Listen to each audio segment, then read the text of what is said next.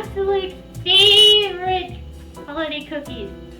They are semi-sweet chocolate pecan shortbread, and they have been my favorite since I was just a little kitten. So I'm going to teach you how to make them.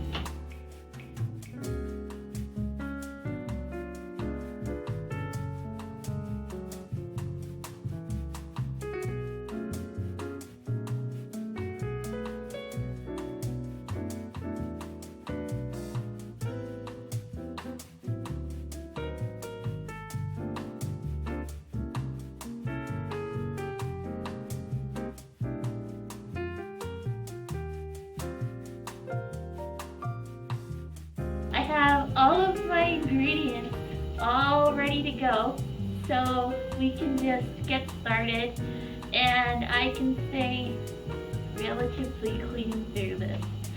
So, the first thing that we are going to do is we are going to take 1 pound of butter, right here, which I already have ready, and we're going to put it in my mixing bowl. Caution, may have cat hair. And put it on the mixer.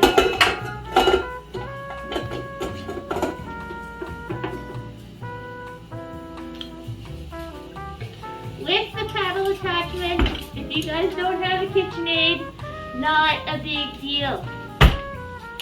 I just do. Okay, so we're gonna start with also some sugar.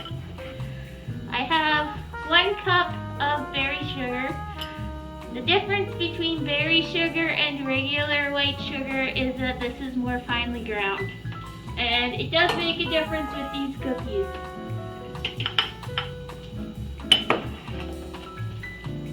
So, we'll lock the mixer and we'll start it low.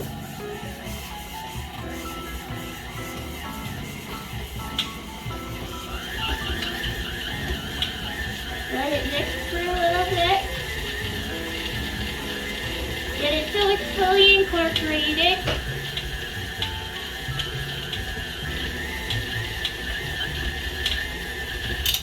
And then what I'll do is I'll scrape down the mixing bowl and the paddle.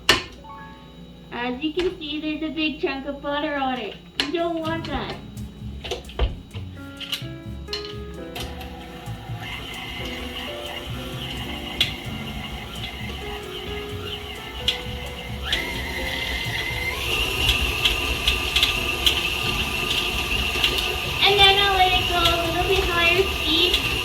So it starts to cream more. I mean, like, cream doesn't get fluffy. You guys are so bad.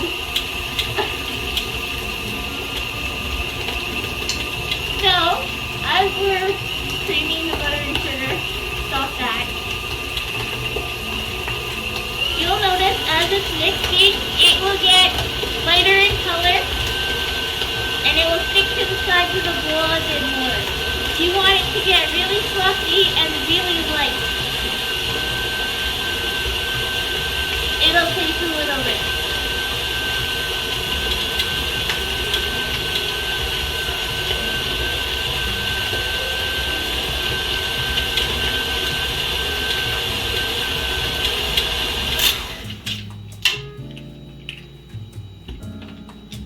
It will also get a lot softer.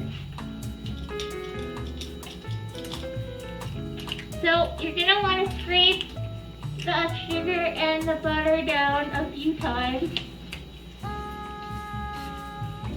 just so it gets softer faster.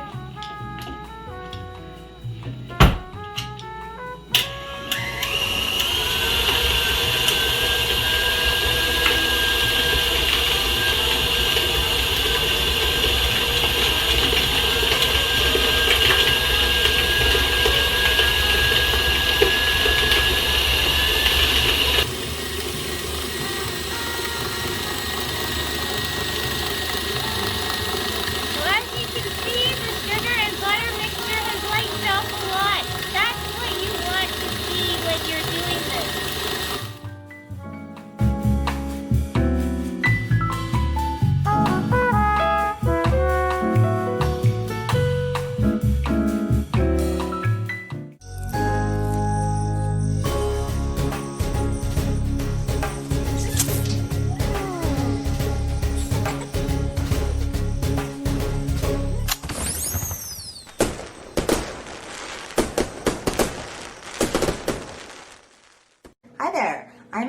and this is Dory, and we are part of the Underdogs Rescue family.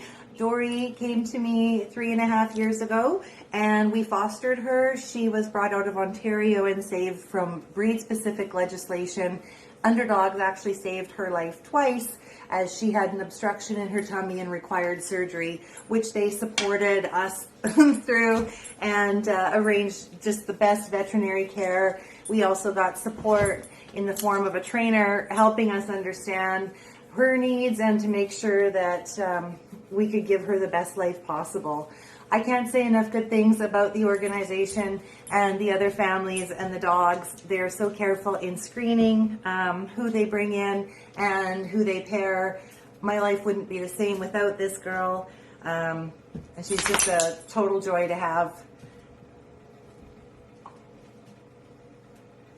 She's pretty spoiled. And we're grateful for her every day. Thanks, Underdogs. Say thanks. Thanks, Jade. Thanks, Tasha.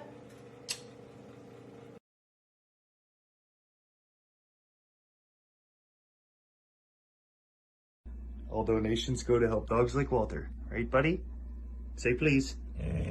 Good boy.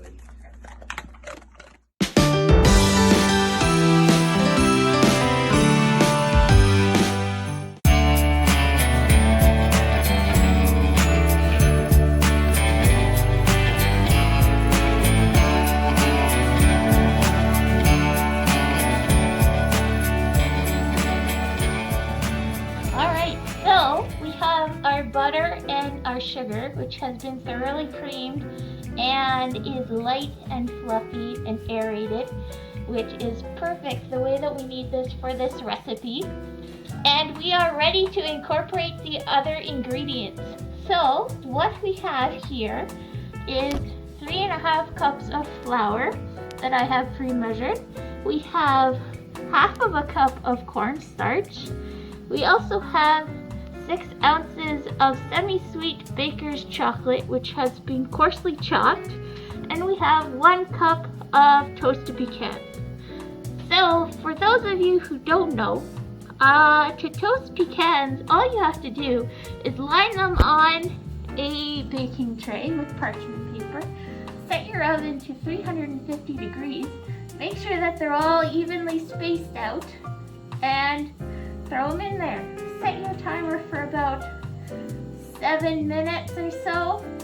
When your timer goes off at 7 minutes, take them out and stir them around with your spatula. Kind of get them all so they're mixed up and turned over and whatnot. It doesn't need to be completely thorough, but just give them a stir. Then throw them back into the oven for about 5 minutes or so. Set your timer for that so you don't forget. And then once that timer goes off, you can take them out and let them cool a bit before you throw them into here. Now, to do the rough chop of the baker's chocolate, I don't know if any of you are very familiar with baker's chocolate, but you find it in your grocery store's bakery section. It comes in a little box. They're little rectangles that look kind of like chocolate bars. And all you do is you take a chef's knife or a big knife, and you just chop it on a cutting board. So then it will look like that. You don't have to really do it really fine, but you have to do it so it will kind of incorporate itself into the mixture as you mix it. Alright, so with that said and explained, we are ready to incorporate stuff into our wonderful mixture here. So, start with our flour. This is gonna get absolutely everywhere.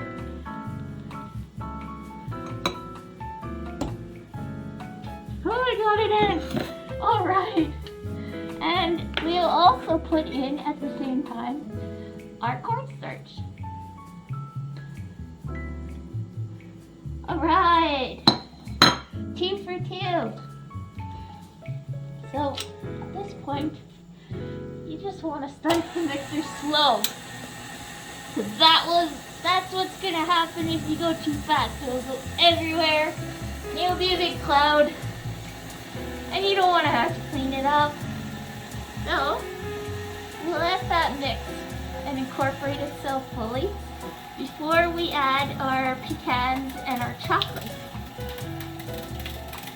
Mixer's having a little bit of difficulty. It's okay, you can do it.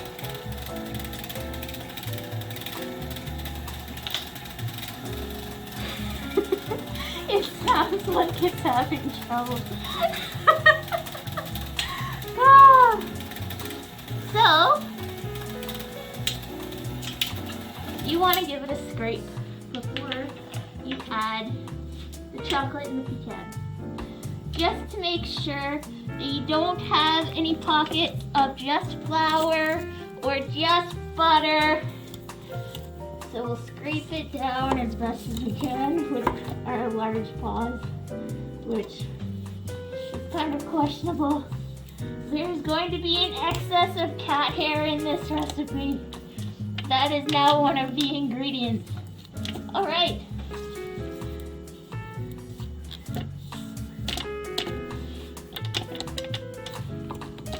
I'm not seeing any butter or pockets of flour, so I think it's good to add the chocolate and the pecans. We'll take the pecans first. Throw them in. And then we'll take our chocolate. So obviously this recipe is not for dogs because it's dark chocolate. No, I say that with love. You guys can have it. Just maybe do something different. Milk chocolate? Maybe crappy chocolate? I don't know. You want to set it to low because if your mixer is making sounds like that, you don't want to make it do things it doesn't want to do.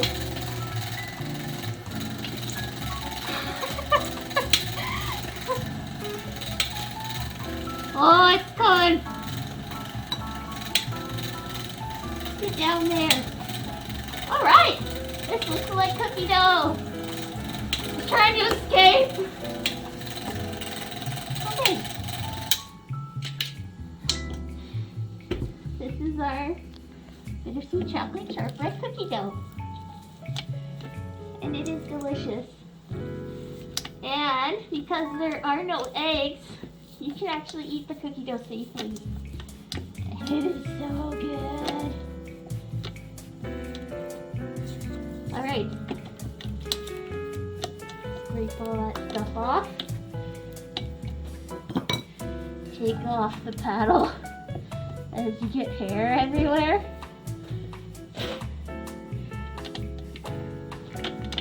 Maybe. There we go. Cat hair. Alright, so next we will be scooping them onto a tray. Now, for this, you're going to want to line a tray with parchment paper.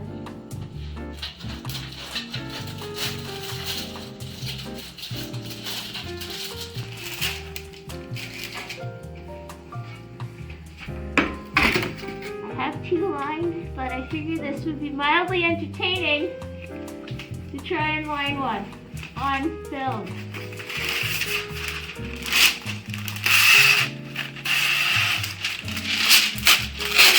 Okay, actually that worked a whole lot better than I thought it was.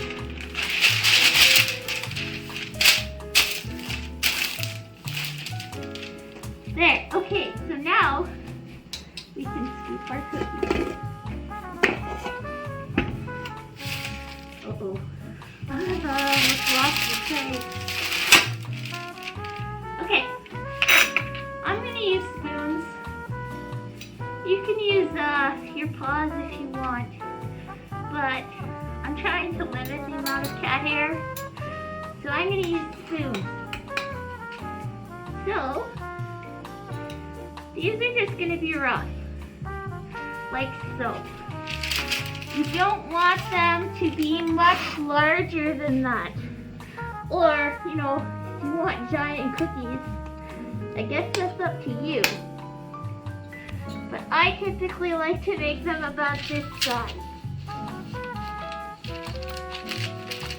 These cookies don't really spread a lot when you bake them, but they do spread a little bit. So what you're gonna want to do is space them out still.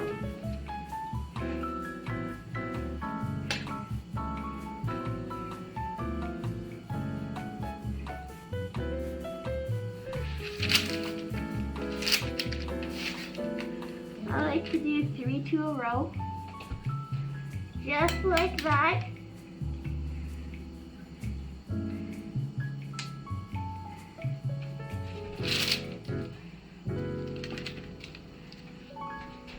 Exactly like this. See? You can do this. These are easy and the best. This one's gonna be a little bit smaller, but just like that. Alright, so once you have all of your cookies scooped out on the tray, we're ready to bake them. So, we're going to throw them into the oven. Your oven that you preheated before to 350 should be good and ready.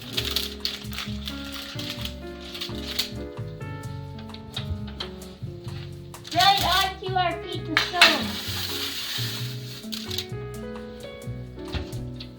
Like that. And then, so what you're going to want to do is you're going to want to set the timer for in between 20 to 25 minutes. I'm going to set our timer for 25 minutes since I know how our oven works.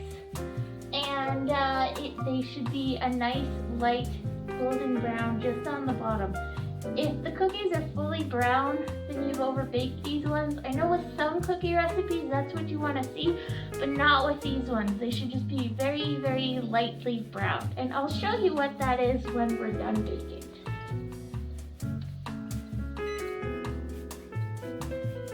And if I can set it. There we go. So now our cookies are in. The timer is set for 25 minutes, and all we have to do is wait.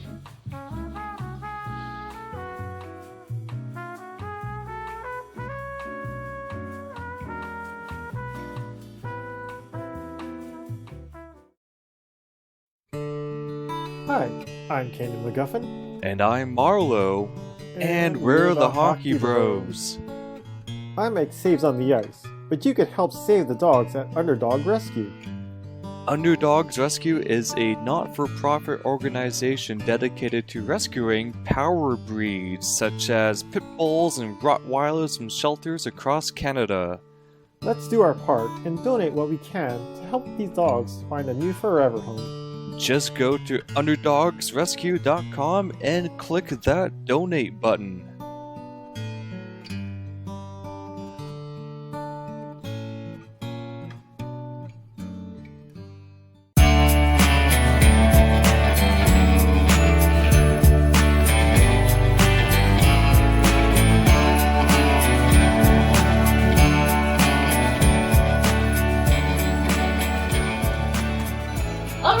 Alright, they're ready. They're ready to go. If I can turn off the timer. Okay, so you want to be really careful with this. This pan is going to be hot, in case you didn't know, and have never baked cookies or cooked before using an oven. Oh, they look perfect.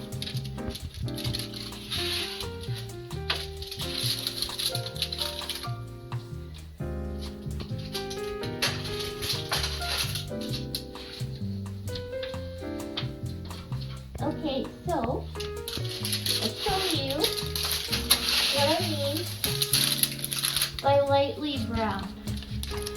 So as you can see, there's like light golden color on the like rise texture parts. That's when you know it's done. So it's lightly browned. Now what we'll do is we will wait maybe about 10 minutes for them to cool a little bit so we can handle them. We still won't want to handle them with our claws.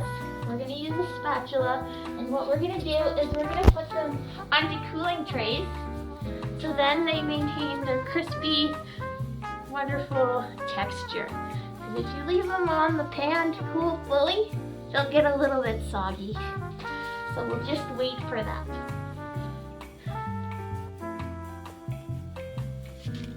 Alright, so these have cooled for approximately 10 minutes.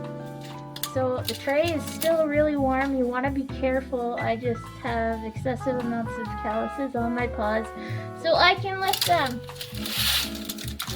We're going to put these onto a cooling tray so they can finish cooling and they can maintain their crispiness. The reason why you want to put these on a cooling tray is because this way the air can circulate around them, cooling them fully at the same time, as opposed to keeping them on the baking tray, which effectively continues the baking process until the tray cools enough to make that stop.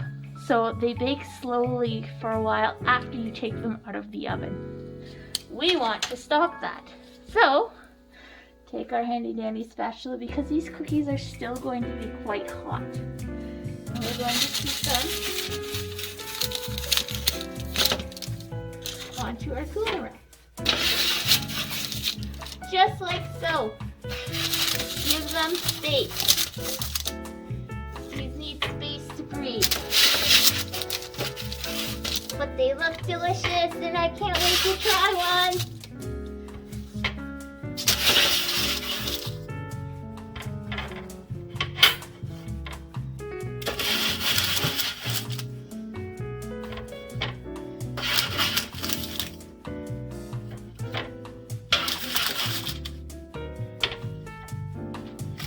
Just like so.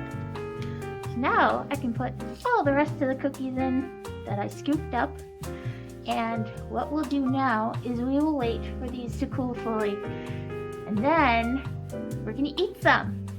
Yay! Oh, look at that. Okay, so they are definitely cool enough to eat. We let them sit for about a half an hour to let them cool. So they're still a little bit warm, so that chocolate is ooey gooey melty, and you get that really nice warm, freshly baked cookie yumminess as you eat it. So now the only thing left to do is try one. Well, would you look at that? It looks so good. Okay guys, bottoms up.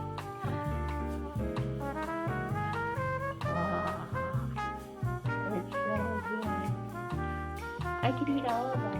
Wow. Thank you for baking with Cailan.